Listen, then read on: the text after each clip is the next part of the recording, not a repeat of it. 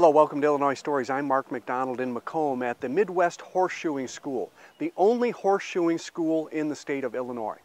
Students come here from all over the country, in some cases from all over Western Europe, to learn how to become farriers. Here's a look at what they learn.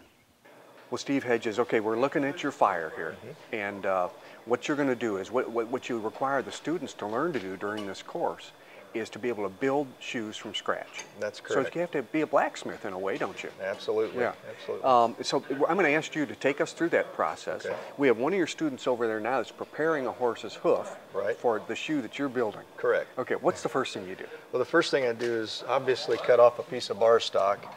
Roughly, just through a little bit of math, I determine how long that piece of stock needs to be. I've got to factor in the fact that as I bend this steel, it stretches. So I cut a piece of steel a little bit shorter. So I've already done that. I've got the steel that I need here, and I've got to get it hot. Okay. Once I've got it hot, then I can start beating on it. How do you know how hot, when it's hot enough? You watch it. You know, you'll see me here this whole process, just kind of pulling it out and watching it. These coal fires like this, it's real easy to get one too hot. Really? We call those sparklers. They pull them out and they're just pretty much melted them in half. Well, that's when I stand back if you call them sparklers, I'll tell you. That's exactly what they look like. And I like to razz my students a little bit when they do that. But yeah, you just see how it's getting hotter there in that spot. So you just pay attention to that. You want that heat to kind of radiate out a little bit. But the first step, I'll get ready to do it now, is to set my toe or put my toe bend in this shoe. And just a series of hammer blows. You grab a hold of this piece of steel with your tongs, hitting in the middle, and just start bending that shoe around the way you need it.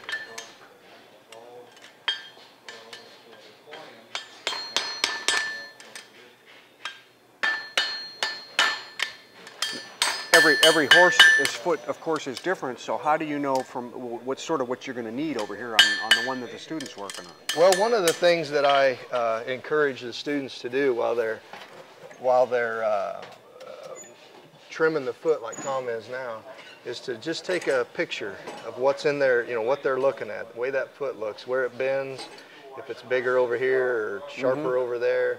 To take a picture of that in their mind, and when they come back over this fire, I'd really encourage and push for them to try to build that shoe as close to shape as possible before they go over there and start really, you know, bringing in the fit. Yeah. And they do pretty good, but it's tough as a student to get it right on. Yeah. But they do real well. So, so what I've done is I've looked at that foot, and I've got a little bit of an idea where I want it to be.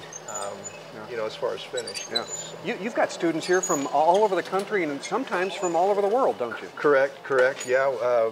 This class, no one from outside the states, but we stretch from Virginia to Wisconsin to Missouri and of course Illinois. Quite a variety of them right now. There's about 10 students altogether at this point. Yeah. So, let me get this hot. Yeah, that'll work. I'm going to try to go ahead and try to get some shape going here.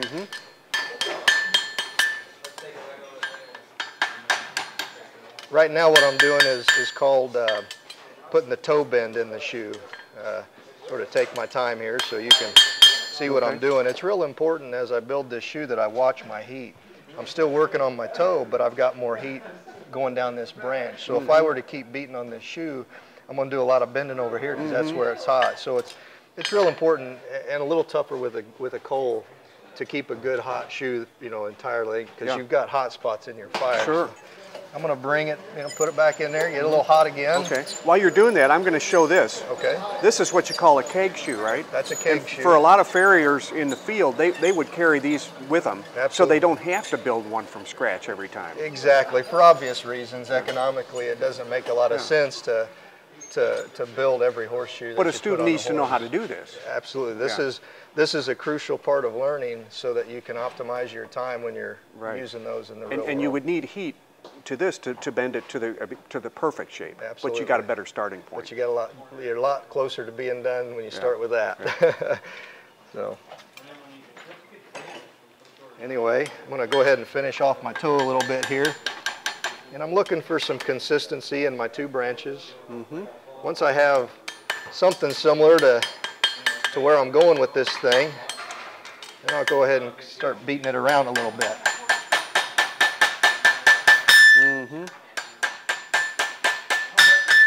You can see how it's kind of starting to go the right direction.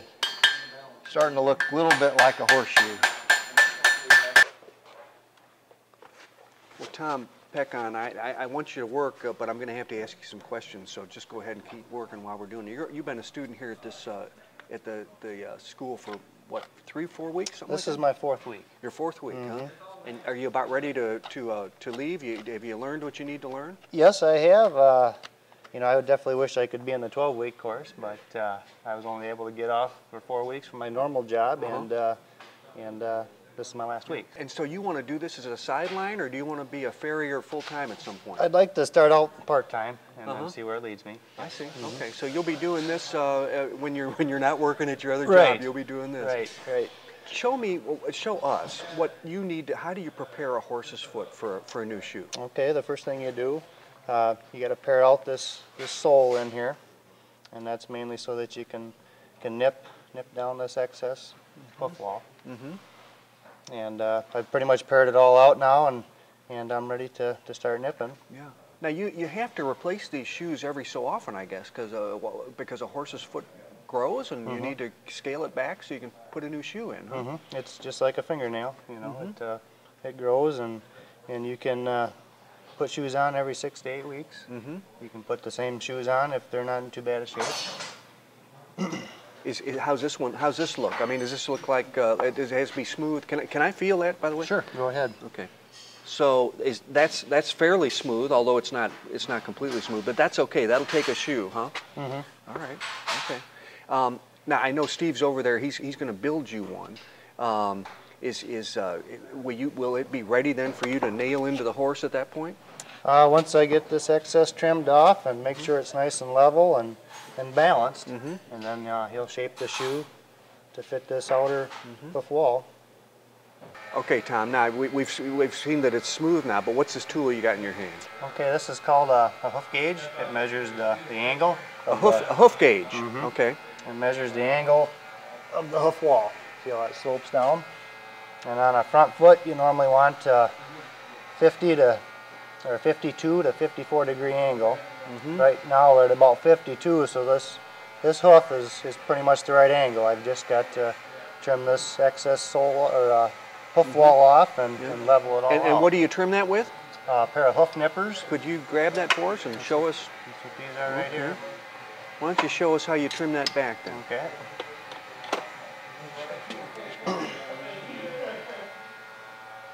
And this doesn't hurt the horse in any way. Wow, that's a chunk.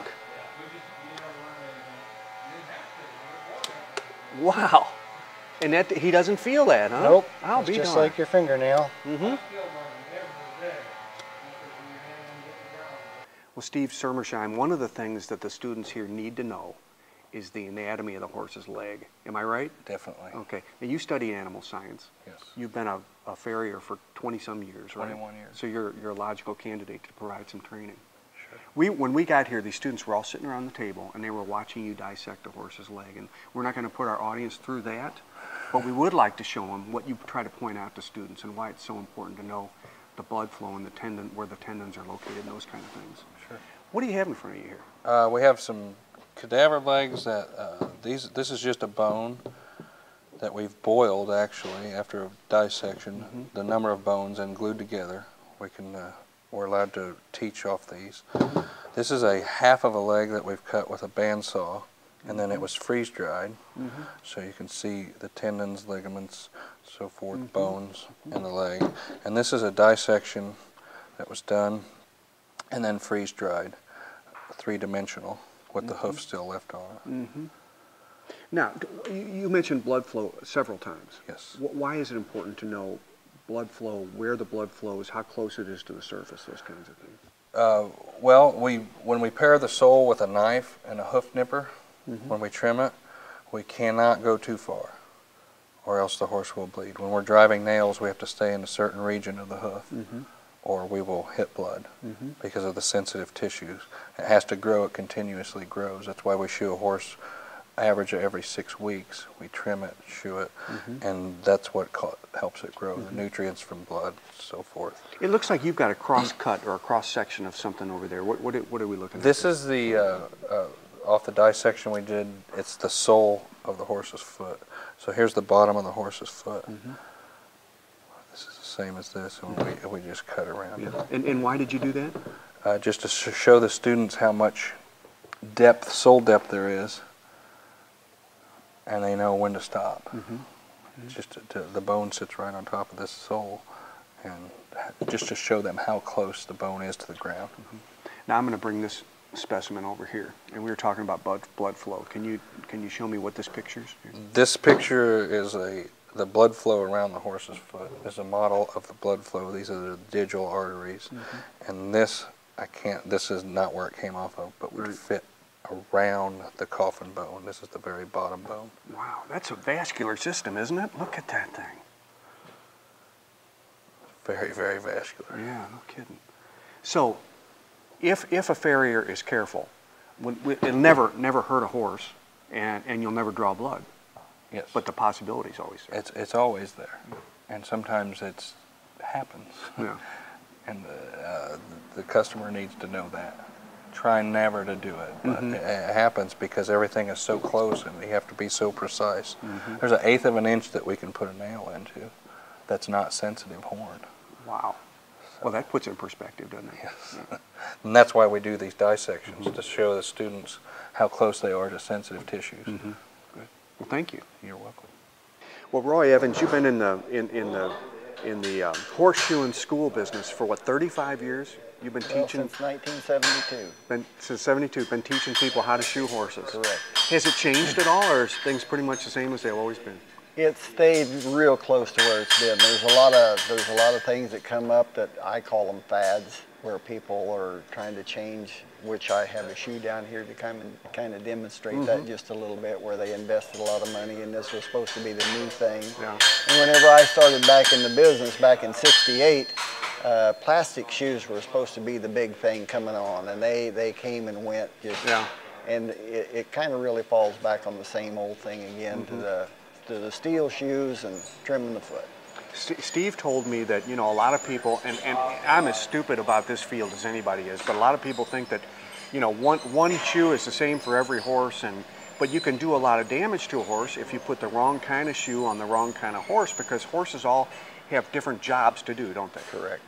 You got so many different breeds of horses. There's 40, close to 50 breeds of horses, I think. And these horses are used for different things. And every time you use this horse for a different purpose, whether you want him to go fast or turn fast or pick his feet up high or whatever, this is all influenced by the way you put the shoe on there and the type of shoe that you put on there. The shoes will weigh anywhere from probably a 3-ounce shoe up to 15 pounds. I asked you to get some samples out for me. Maybe you can show me just sort of the array, the different styles that you have here. Well, this is going to be your basic shoe that you're going to see here on a horse, and there's a difference between a front foot and a back foot. This is a front foot pattern. This is a hind foot pattern. The hind foot is narrower in the toe than what the front foot is. This is where they get all their drive. The most of their giddy up and go comes from the hind end on the horse. Okay. This particular shoe here, this is what they call a sliding plate. This goes on a reining horse. What they want this horse to do is slide. He slides these hind feet way up there underneath of him. He'll slide for 20, 25 feet. And this is one thing that they, you know, a lot of people are really up on the reining horses. This particular shoe here, this is a bar shoe. This gives a horse protection. This is a plastic pad that's stuck on here. Plastic is the same thing as people's feet. People don't realize how much they resemble a horse, or a horse resembles a person. You mean anatomically, you mean? Right. Yeah. I have a sheet in there that I give the students, which you might want to take a picture of, but it shows the skeleton of a person against the skeleton of a horse. And it's basically, they call the bones in the horse and the bones in the people the same thing. But anyway, plastic pads are not just like wearing a rubber boot. A rubber boot, you don't like wearing a rubber boot because it doesn't give your foot a chance to breathe. Yeah. This is the same thing here, a leather pad compared to a plastic pad. Plastic pad will outwear this because this gets wet and it rots and falls apart. But as far as this lasting a little bit longer, but this is actually better for the foot. This is another particular type of keg shoe. The thing that they have these on the side, which is called a clip. This helps hold the shoe into place. It helps hold the foot together. Kind of gives this thing some support. This is a heavier type shoe. What's this monster over here? What's that thing? This thing over here is what you would have on a walking horse. Say like a Tennessee, they call them a big lick walker. They nail a pad onto the horse's foot. They want a long foot on this particular type animal, and this is the one where they'll get in as much as 15 pounds on the front foot on a horse. They pick their feet way up here high. The pad is actually nailed on to the horse's foot. Then this mess here is taken and nailed on to the pad. It's not nailed, this part is not nailed onto the foot itself. It's nailed onto the pad. And then the band, this band goes around there, and this band helps hold all this mess on because it will a lot of times come off if they don't. What about this round one? This is what they call an egg bar. This is aluminum shoe, kind of a mediocre type shoe. This shoe only weighs like 5 to 6 ounces. They all have a wear plate in the toe because the aluminum will wear out too fast. Depending on the surface of the traction that the animal is in, this shoe here, this pair of shoes here is like what a standard bred. This is a horse that is hooked up to a buggy, or a cart I should say, and is raced that way. Whenever they go up to Chicago and they're racing on the track, there's borum put on the front edge of this shoe, and the borum is a hard surface which gives this horse traction and it doesn't wear out. You can take and wear out a grinding wheel trying to grind that little dab of stuff off of there. This is a hind shoe for a standard bred, which is round on one side, swedge on the other. So whenever this horse comes down and he lands on the ground, this makes the foot turn because this is going to hold on this side and it doesn't hold on this side. Now, I have time for one more. What about this monstrosity here with the hook on it? This is like a saddlebred shoe. Usually there's a pad put on this as well, and a lot of times this is a piece of lead to weigh more. Horses work against resistance. They pick their foot up high whenever they have something heavy on. You can go to an over extreme limit if you do that, but basically horses work against resistance, and that's the difference between a shoe an aluminum shoe. See, there's probably 100 different aluminum shoes involved in this thing. This is the shoe that I referred to a while ago as far as one that has come and gone. This is what they called a nature plate. They spent a lot of money producing this shoe, advertising this shoe, and it went no place. Well, thank you. Thank you, Roy. Appreciate this. Well, Lauren O'Connor, all the students here have their own horse leg. Yep. And you've got one here. And what's the purpose of having a horse leg? To learn more about the anatomy. I've trimmed the shoe, I've paired up the sole, trimmed the shoe, and we're fitting a shoe to it just for practice. And then we're going to dissect it as Steve showed us. Oh, you're going to dissect it? Yeah, we're going to dissect this. Does that turn your stomach, or does that in any way bother you? No. You're okay with that? Okay. It's fine. It's all learning. Some of this horse's leg, as all horses' legs, has moving parts. Oh yeah. Show us how. Yeah. The deep flexor tendon runs here, and if you move it, it comes out the back. This is the deep flexor tendon, and that's what we see popping out here? Yeah. Oh my goodness. Yeah. So when the horse was to lift up its leg, this is a back leg. This is a back right. Okay. Yeah. And so you've already done some preparation here. Yeah. We've trimmed the foot and fitted the shoe, so. And are you getting close? Is that a pretty close fit? You still got some work to do on that yet, though. Yes, I do. Yep. The heels are a little long. Now, why does a 21-year-old want to become a farrier? I've always loved horses, and just a great profession. I've seen a lot of farriers, you know, I've always shadowed them, just been really interested in it. Yeah. I've had some horses with some real weird deformities, you know, that nobody's ever been able to fix or anything like that, so I hopefully want to become, you know, one of the best. So really, I mean, and you're a horse owner, right? Yeah. So you'd like to be able to care for your own horse, Yeah. I guess. How long have you had a horse? Since I was 5. And you're 21 now? Yes. So you probably don't remember not having a horse. No, not really. You've always had a horse. been around him. In fact, you brought your horse to Macomb with you. Yep. Right? And you're able to keep it at a nearby boarding place. Huh? Yes. Neat. Neat. Well, I think you've got your work cut out for you. We can't stay while you dissect that, thank goodness. No. And I'm looking forward, though, to seeing how well you get that shoe to fit. Hopefully. Thanks, Lauren. You're welcome. So, Steve, you have cut your holes and you've clipped off the ends. I've cut my heel in. Pretty content that you've got a good fit there. Yep. Now what I'm going to do is go burn the shoe onto the foot.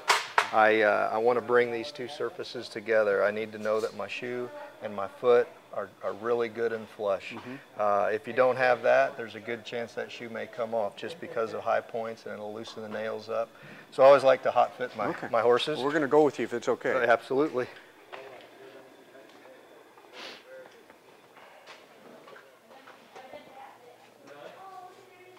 Just like to make sure there's no rocks, not too much dirt down there on the foot, and then I'm coming in here and I'm going to burn this shoe. Oh my goodness. And that doesn't hurt the horse? No, not at all. I'll be darned.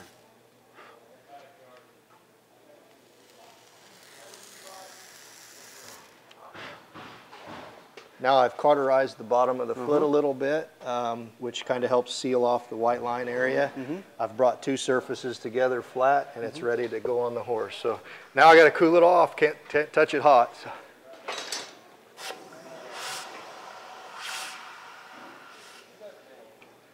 Okay, Steve. Now you filed that down a little bit, so we Yes, know that it's going to be a perfect fit, and Tom's did. getting ready to put that on. So Absolutely. you feel confident that this is a good fit for the horse. Absolutely. Yep. I've double checked it. It's pretty much ready to go on the horse. All right. So. Let's see what your student does. All righty. There you go, Tom. Now, if you would help us understand what he's doing here, Steve, and what if there's a tricky part or a difficult part, what he needs to look out for here. Well, he's going to size the foot up here. He wants to make sure that his heels are in the right place, that the toes where it's supposed to be. The shoe is pretty much on perimeter as far as the fit of that horse goes, with a little bit of expansion in the heels. So he's going to pick a nail hole depending on how he may want to manipulate the shoe and start. Yeah, now he found his nail pitch. That was the first step. And he's going to go ahead and set this nail in. Wow, that hoof is thick, because that was a long nail, boy. That is thick, isn't it? Absolutely. And there's a lot of blood and a lot of nerves and a lot of stuff going on in there. So having the knowledge of the anatomy is pretty important. Yeah. And now, did he bend that nail over, or does that?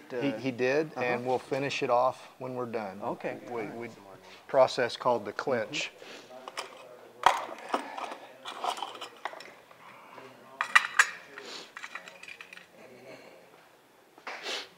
So pick his nail pitch up, kind of follow that into the foot a little bit, and those nails are made in a way that they'll drive out of the foot. Do you ever get a horse that just won't cooperate? Oh yeah. Yeah, it's you just take it with a grain of salt. Did it straighten up? Let me hear just a sec. Here. There we go. Good. But yeah, we get some pretty ornery horses from time to time, and it's part of what we do. Patience is very much a virtue in this career field. So this fella seems to be getting along pretty good. Yeah. By this time next year, Steve Hedges will have moved the Midwest Horseshoeing School to the Springfield area with bigger facilities and lodging for students. With another Illinois Story in Macomb, I'm Mark McDonald. Thanks for watching.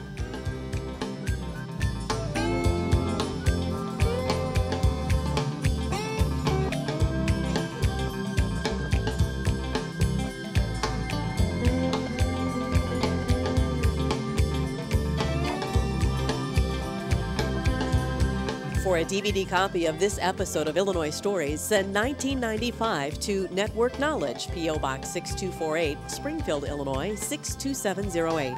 Be sure to include the program name, broadcast date, and topic. You may also order with your credit card by calling 800-232-3605 or by using our secure server by going online to networkknowledge.tv.